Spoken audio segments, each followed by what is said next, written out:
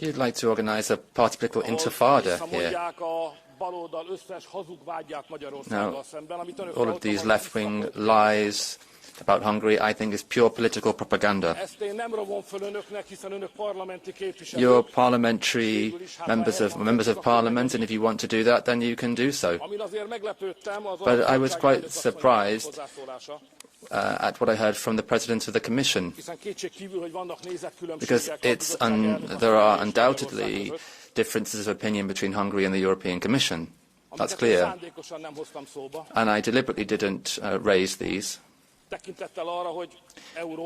given the fact that as the presidency we are working on Europe's behalf, for Europe.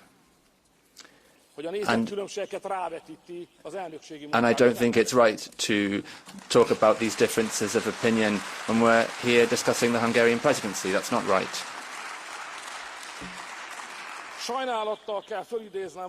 And unfortunately, it wasn't like this before.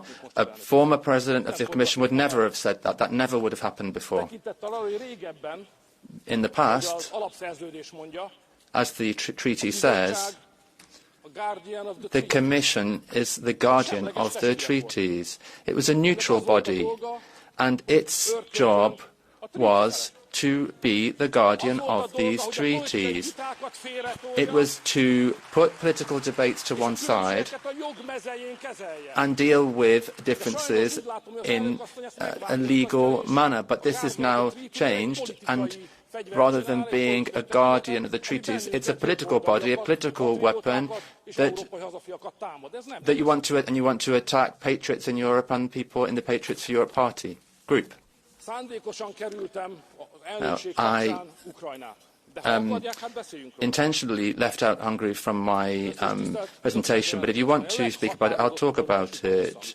I fully reject what you said, President of the Commission.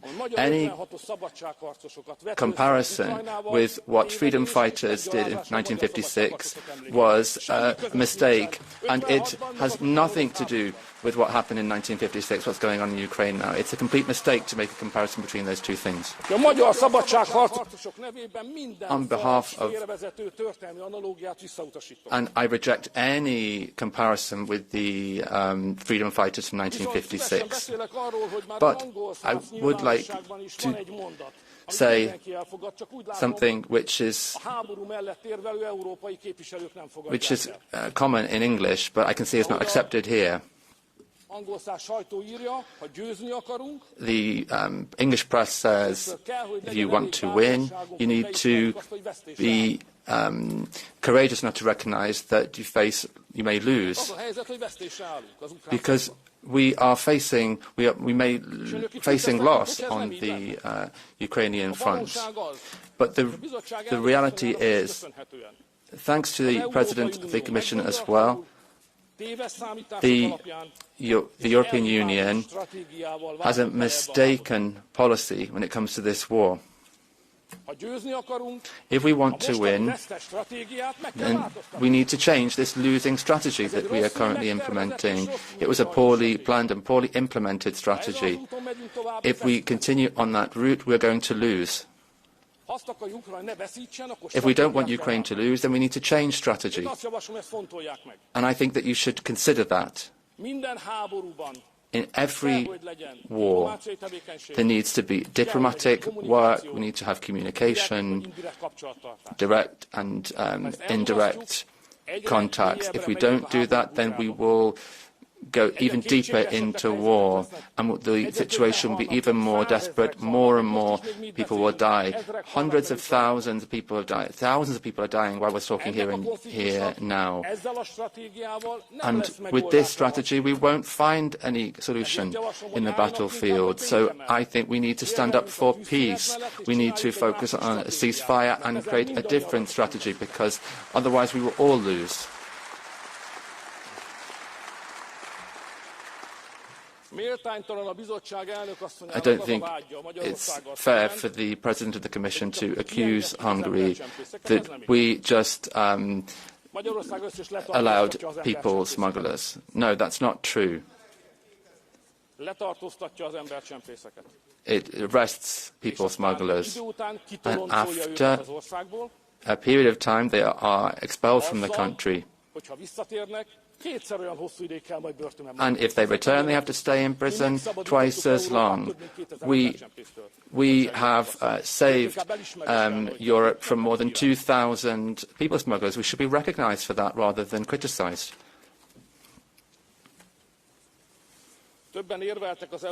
Several people spoke about European unity, Mr. Weber as well.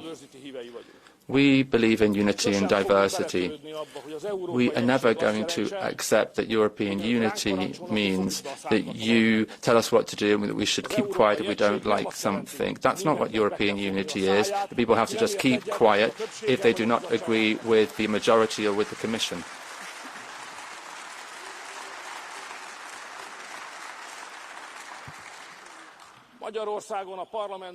In Hungary, in Parliament, the governing parties have a two-thirds majority, but we never would have seen there what you did here today. We may have a two-thirds majority, but all parties in the opposition all received posts in committees that they deserve. But you stop the patriots from having those posts, and then you want to lecture us about democracy. That's just incredible.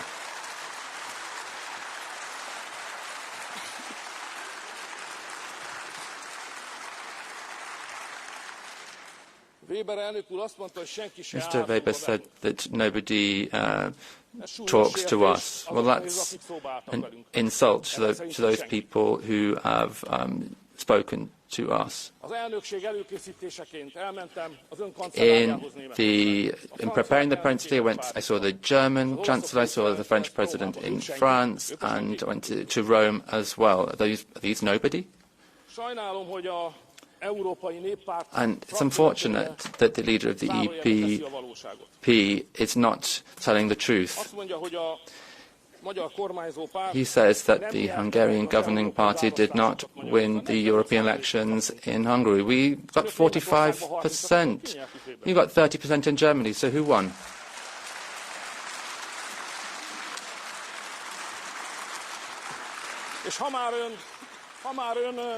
And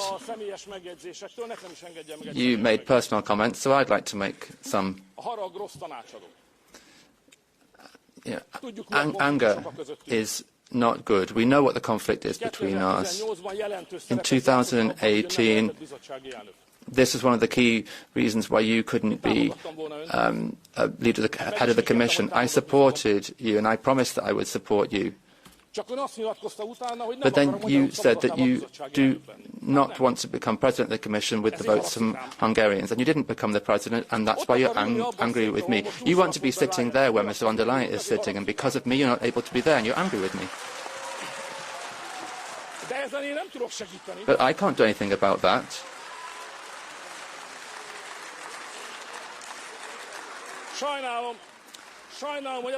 I'm sorry that you've become a Hungarophobic person. I can't do anything about that.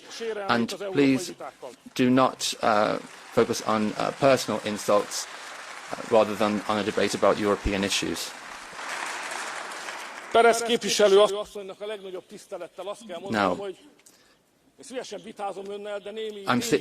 Ms. Beres, I think that lack of knowledge is not a good place in a debate.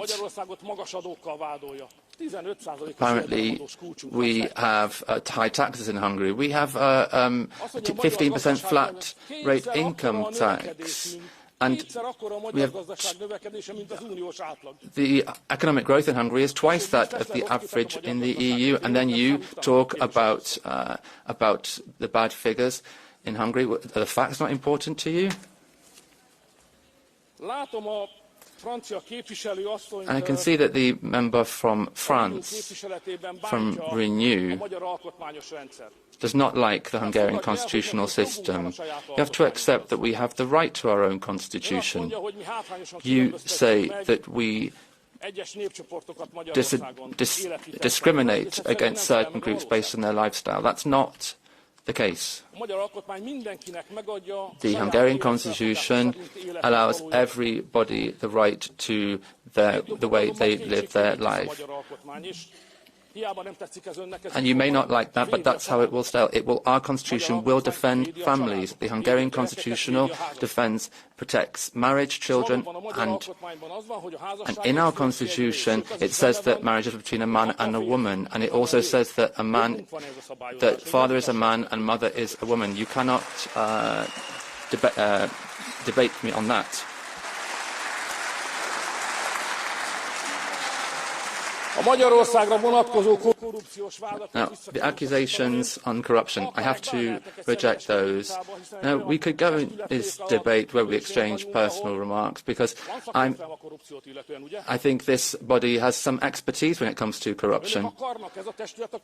And that body wants to talk about corruption in any member state. Are you serious?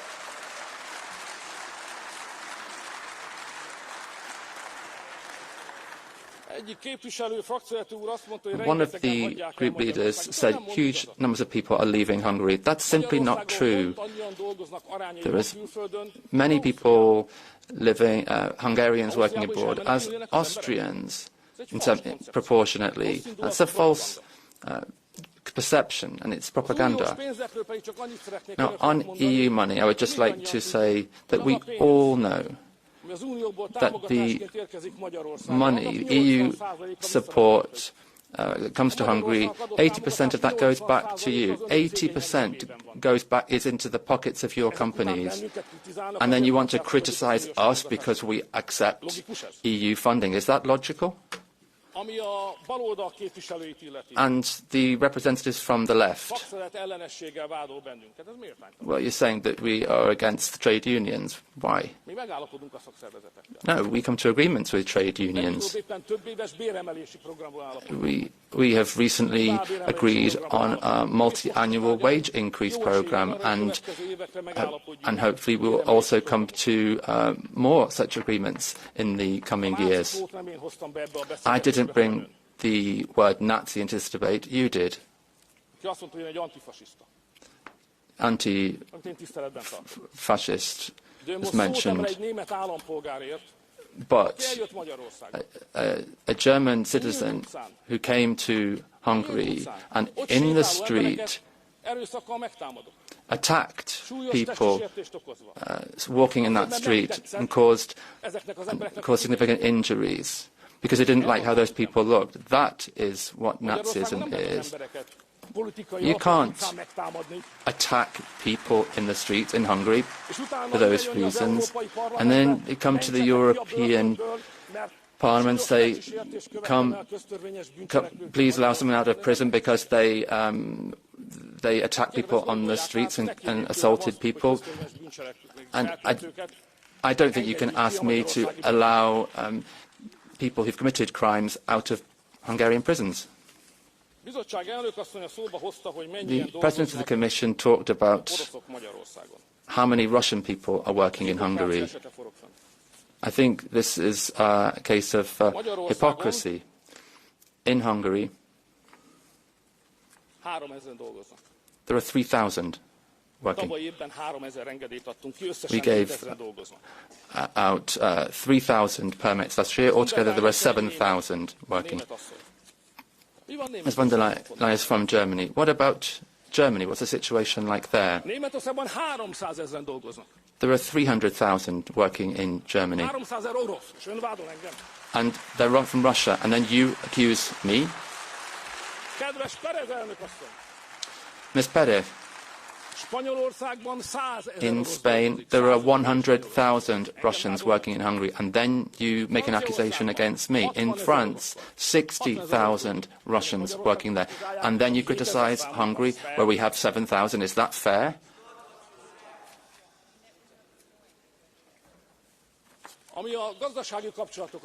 And on economic relations, Hungary trades in a transparent manner. But what about your countries? You can see there are many countries from where you have come via Asia, circumvent sanctions and trade with Russia. I'll give you some figures. Every month, the European Union exports $1 billion more to certain Central Asian countries than before the Russia-Ukraine war. And why? Because this is how the sanctions are circumvented. German, French, Spanish companies are avoiding sanctions by doing this.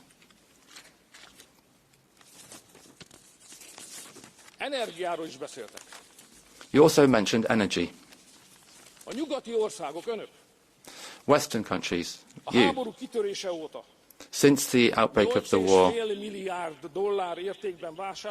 have bought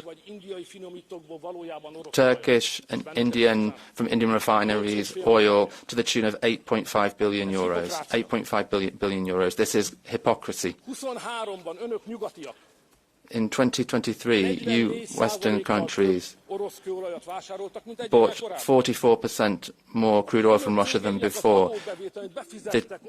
The tax revenue from these companies went into the Russian coffers, and then you accuse us of friendship with Russia. You are funding them. The truth is, I didn't come here to read out these facts to you. I had no intention to do that.